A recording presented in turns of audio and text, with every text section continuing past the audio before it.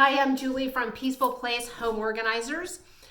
A question that I get sometimes is that clients have told me that their cleaning person has offered to do organizing for them, and they're wondering why they should pay organizer rates instead of cleaning person rates to get organized. And short answer to that, cleaning isn't organizing. What we do to get you organized for life always involves a process of sorting and editing, otherwise known as decluttering or purging.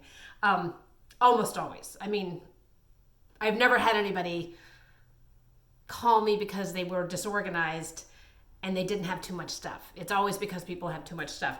So when the cleaner offers to do that, what she's doing is she's trying to save you some money and save her time because it takes 30% longer to clean a house that's cluttered. She has to put all those piles into the corner and vacuum around them. And she'll say, she'll stack up like with like and make it look better and clean around it. And that's what her idea of organizing is. And that's really all she has time for, especially if you're not there to make editing decisions. I get a lot of referrals from cleaners because people call them and say, I need a house cleaner. My house is a mess.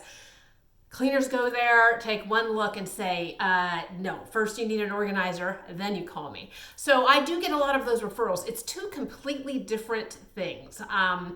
And one of them is just simply much more cut and dried. Not that it's not hard work.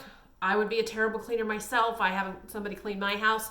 But the other one is much more intensively involved with making decisions about what items to keep and also where to rehome things so they work better. So two completely different processes, different trainings involved, therefore two different rates.